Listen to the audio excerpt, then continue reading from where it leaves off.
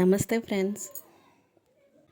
ఈరోజైతే సంగటి తినాలనిపించి చేస్తున్నానండి. ఎలాగో బాబు కూడా ఈరోజు ఇంట్లోనే ఉన్నాడు, సెకండ్ సాటర్డే కాబట్టి చాలా రోజులయ్యిందని చెప్పి ఈరోజైతే సంగటి చేస్తున్నాను. అలాగే టమోటా పులుసు. ఇప్పుడు టమోటాలు కూడా చాలా రేట్ తగ్గాయి కదా అండి. ఎర్ర ఎర్రని టమోటాలు బాగా మాగిన పళ్ళు తీసుకొని టమోటా పులుసు చేసుకొని ఈ సంగటి చేసుకుంటే చాలా బాగుంటుందండి. మా ఇంట్లో అయితే చాలా ఇష్టంగా తింటారు. ముందుగా అయితే ఒక గ్లాసు బియ్యం తీసుకొని కడిగి పెట్టేశానండి శుభ్రంగా. రేషన్ బియ్యము ఒక గ్లాసు సరిపోతుందండి. మాకి ఎక్కువ చేసుకుంటే మిగిలిపోతుంది, అందుకని అప్పటికప్పటికి తినేట్లే చేస్తానండి వేడివేడిగా. ఇలా అయితే మొత్తం టమోటాలన్నీ ఇలా కట్ చేసుకున్నానండి. ఇలా టమోటాలు రేటు ఉన్నప్పుడైతే అసలు 1-2 వేయాలని ఆలోచించే వాళ్ళం కదా అండి. ఇప్పుడైతే సీజన్లో చాలా తక్కువగా ఉన్నాయి కాబట్టి మనము ఎలా వాడుకున్నా ఇబ్బంది ఏం లేదండి.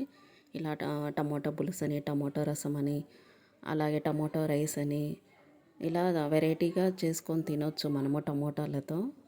అందులో దేశీ టమోటాలు కదా, చాలా టేస్టీగా పుల్ల పుల్లగా చాలా బాగుంటుందండి. చింతపండు కూడా అవసరం ఉండదు ఈ టమోటా పులుసులో అయితే. మేమైతే ఎక్కువగా ఇలాగే చేసుకుంటామండి టమోటా పులుసు. వారానికి ఒకసారైనా 10 రోజులకు ఒకసారైనా అందరూ ఇంట్లో ఉన్నప్పుడు ఇలాగైతే చేస్తానండి. వేడివేడిగా సంగటి అయితే చేస్తాను. హెల్త్కి కూడా మంచిది కదా ఇది. ఇలా చేసుకొని తినడం వల్ల మా ఇంట్లో రాగి రొట్టెలు, అలాగే జొన్న రొట్టెలు, అలాగే ఇలా సంగటి ఇలా ఎక్కువగా వాడుతూ ఉంటామండి. ఇవే మేము ఇలా ఒక గ్లాసు బియ్యానికైతే అర గ్లాసు తీసుకున్నానండి.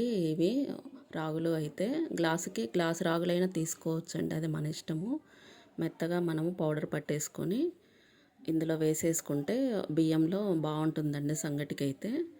ఇలా పచ్చి కొబ్బరి కూడా తరిగి వేస్తే టమాటా పులుసులో టేస్ట్ చాలా బాగుంటుందండి. ఇలా అన్నంలో కూడా బాగుంటుందండి ఈ పులుసు అయితే.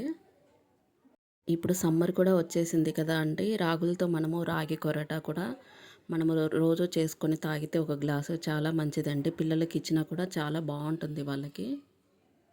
వీలు చూసుకొని రాగులు కూడా మొలక కట్టి పెట్టాలండి, తయారు చేయాలి పౌడర్ అయితే. మనం పౌడర్ తయారు చేసి పెట్టుకుంటే మనము రోజు యూజ్ చేసుకోవచ్చండి. మనం రాగి కొరటకి పాలు అలా వేసుకొని మనము ఉదయాన్నే అలా పాయసంలాగా చేసుకుంటే చాలా బాగుంటుందండి. లేకుంటే నైటే చేసి పెట్టుకొని రాగి కొరట ఫ్రిడ్జ్లో పెట్టేసుకొని ఉదయాన్నే తాగినా కూడా చల్ల చల్లగా చాలా బాగుంటుందండి అసలు.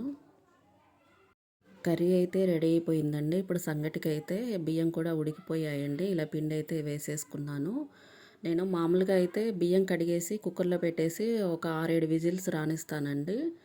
ఇప్పుడైతే నేను అంత విజిల్స్ వచ్చినప్పుడు పొంగిపోతుంది అంతా పైన మూత, పక్కన సైడ్ గోడ అన్నీ అంటే అంత చిప్పిపడి గలీజ్గా అనిపిస్తుంది. అందుకని చెప్పి ఈరోజైతే ఇలాగే చేసేసానండి.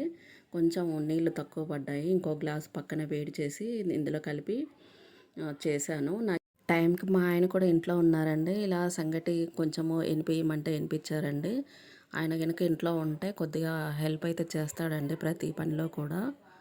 ఒక 5 నిమిషాలు ఇలా మూత పెట్టేసి సిమ్లో పెట్టేసుకుంటే అయిపోతుందండి. అలాగే మామిడికాయ పచ్చడి కూడా ఇందులో తినాలనిపించి మామిడికాయ పచ్చడి కూడా రెడీ చేశానండి. ఇలా సంగటి, టమోటా పులుసు, మామిడికాయ పచ్చడితో చాలా బాగుందండి. ఈరోజు లంచ్ అయితే మాదైతే ఇదేనండి. మీ ఇంట్లో ఏం చేశారో కామెంట్ చేయండి. చూడండి మొత్తం పూర్తిగా అయిపోయింది, కొంచెం కూడా మిగలలేదు. ఇలా అయితే ఇంక నీళ్ళు పెట్టేసి మొత్తం నీళ్ళన్నీ పట్టేసి ఇలా నానబెట్టేసానండి, తర్వాత కడిగేద్దామని చెప్పి. అంతేనండి ఈరోజు వీడియో అయితే. నచ్చితే ఒక లైక్ చేయండి, అలాగే సబ్స్క్రైబ్ చేసుకొని సపోర్ట్ చేయండి ఫ్రెండ్స్.